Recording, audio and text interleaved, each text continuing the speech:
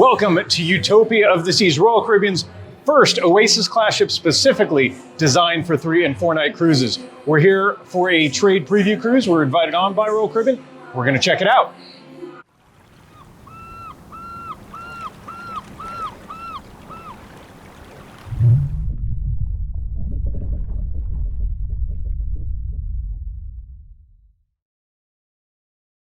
Just a couple minutes ago, we boarded a Brightline train from Palm Beach heading to Orlando Airport, MCO. And first leg of our trip, gonna get there, hop in a car, and head to Utopia of the Seas for a preview cruise. And just about 2 hours after leaving Palm Beach, I'm here at MCO. This is the Brightline train station, but it's on the site of the airport here in Orlando. That was amazing. That was so much better than driving. I made a video previously about taking Brightline locally in South Florida, but this is the first time I took it to Orlando, and man, I don't ever want to make that drive again.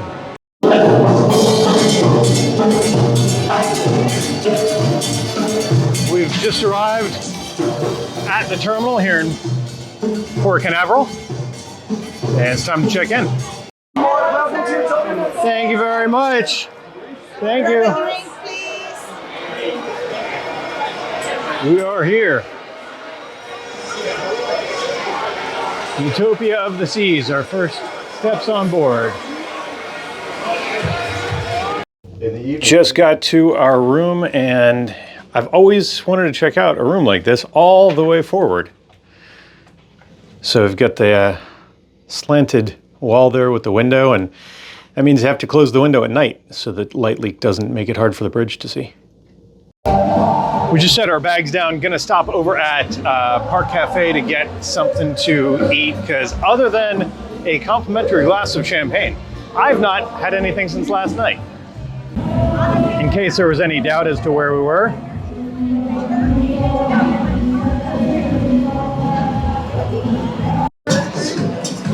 I never managed to get a picture of the welcome cupcake cake thing until it's been picked apart.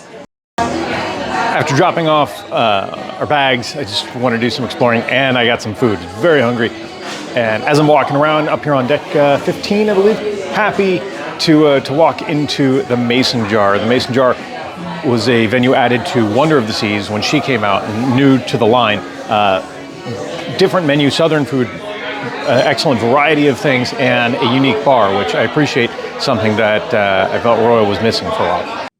And bad mistakes, I've made a few, and well, you're witnessing one. While editing, I realized that I had my mic muted for the next few stops. So here, I'm just really exploring the ship and walking around. You see, we're on the Royal Promenade here, and that's kind of a staple feature of modern Royal Caribbean ships. The unique thing is the art. So, and there are other unique elements, but this seems to be a giant seashell. Later on, I realized it's lit up really cool at night, but each of the Royal Promenades has a car. And sometimes they're not functional cars, but normal looking cars. And on one ship, it's a kind of a rolled up Beetle, if I recall. This is some sort of Pontiac. And if you're a car person or just otherwise, and you're shouting at the screen right now going, Billy, you don't know what kind of Pontiac that is? It's so significant. Leave a comment below, because I don't know what kind of Pontiac that is or why it's significant. Headed over next to the solarium. Solarium on these ships is adult only. It's reasonably well enforced. I just needed a quiet space, and the solarium is always quiet. And on this ship, as well as Wonder of the Seas, which is very similar in design, it's a completely enclosed, climate-controlled solarium. So it's not that it's the same temperature as in your stateroom maybe, but it's always pleasant in the solarium, and that's nice. You've got these little shallow pools you can put a chair in and lay in. You've got the small pool over here. You've got some hot tubs over on either side. Just a lovely area. Headed over. Notice that the drink menus here at the solarium bar say lime and coconut. Now, that was originally just a bar that was added, I think, after amplification of a couple ships. But lime and coconut as a concept has taken over the outdoor bars. Now, to be clear, solarium is not lime and coconut, but it makes sense that they share the same drink menu. I, however, went with tequila and enjoyed the peace and quiet for just a little bit. Because then it was time for the celebration out at the boardwalk. Now, we watched it remotely because I didn't grab a media pass. Clearly, I'm making a lot of mistakes today. But Megan Trainor, godmother of Utopia of the Seas, and she performed, and actually she's on board, sailing on board, it seems. Our next stop was back to the Mason Jar. We were going to get a snack. Turns out they weren't serving food, so we grabbed stuff from Flat Tire, which is a new venue out by the pool, and just enjoyed some relaxing time with our friends. In fact, our friends and partners from Touring and Cruises Travel. Check them out below. Definitely needed a bit of a break after the inauguration ceremony because, yeah, it was loud. And that's kind of a theme here is you see here I'm walking out and they're really pushing the party thing hard on this ship. And maybe that's the 3-4 night element and they're trying to really drive home that's the point. Maybe that will be the onboard atmosphere. I don't know. But a lot of energy around the pool and in the Royal Promenade and all parts of the ship all day today, in fact. It was a little overcast and we didn't sail until after 6, but people still having a good time. They had a lot of cameras out. I don't think I got footage of it, but they had they had champagne squirt guns out as well, which is something they did when we were on the Icon Maiden, and that was a lot of fun. He's an emotional support towel animal. I just took a very badly needed shower. I don't know if you can tell from the videos. I need better light here. Hang on.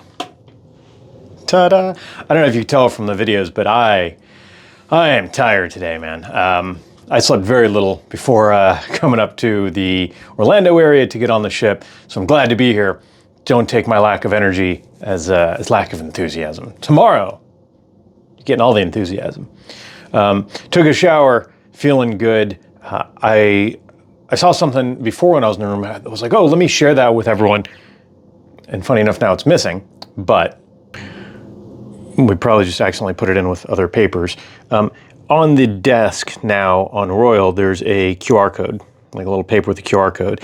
And it says something like the daily planner, what do they call it on Royal? The cruise compass. The cruise compass has gone green. So in addition to having the Royal Caribbean app where you can see events, you can put things on your calendar, you can message people, you can do all sorts of stuff, and that's very handy. I love having the app. You can, I just found what they did with it. I actually saw it in the mirrors I was talking.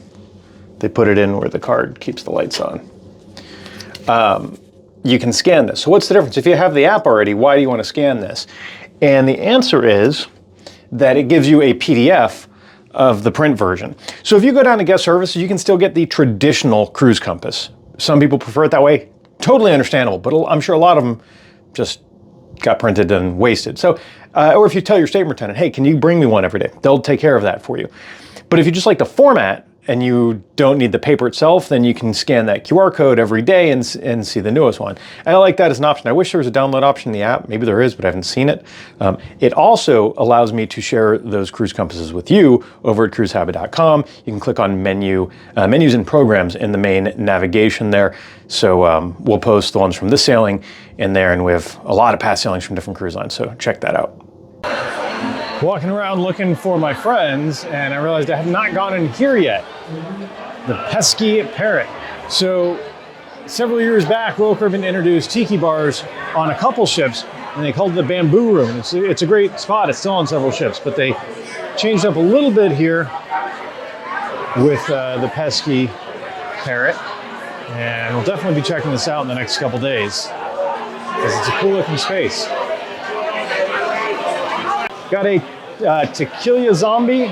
It's mezcal, and I don't remember in tequila. And that's a dark and stormy for Tracy. Just finished watching All In here in the Royal Theater. Royal Caribbean is one of the big things they're known for is their entertainment, and this is a bespoke show. Now, this ship does not have a Broadway show, a full production, full-length Broadway show like some of their ships do. And I don't know how much of that is just wanting to do something different, how much is the 3-4 night cruise element, but All In is something that they've produced that is huge on energy and technology. And what I mean is, a couple years ago, I wrote about Effectors on Odyssey of the Seas, and I said, wow, it was a great demonstration of technology, but it was a playlist show. In fairness, this was a playlist show, right? It's pop songs done in different ways to a theme, and the theme here is partying, from Studio 54, Miami in the 80s, blank on the other examples right now. Also a large segment on Venice, and I didn't really understand that, but it made for cool set design. But while it's a playlist show, a technology-driven show, it's a very entertaining one. High energy performance, and the technology in this theater is impressive. There are drones going about with lights on them that in cool patterns that go with the song that's playing. They've got these giant moving LED panels that are so high resolution that I actually had trouble discerning at one point what was actually on the stage and what was on the screen there. So really cool show. And I think the idea here is going with that theme of going all out on, what do they say, the world's biggest weekend.